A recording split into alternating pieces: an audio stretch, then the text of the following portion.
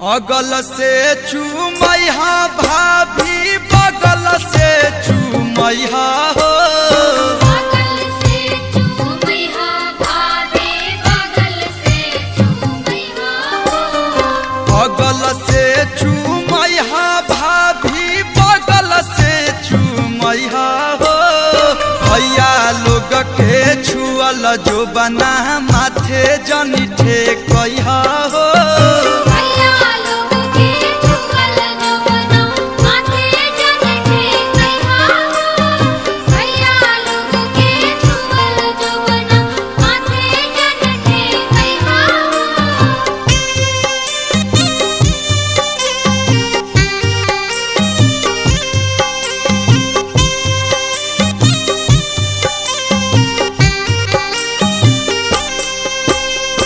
अगल से चूमैहा मामी बगल से चूमैहा हो। बगल से चूमैहा मामी बगल से चूमैहा हो। अगल से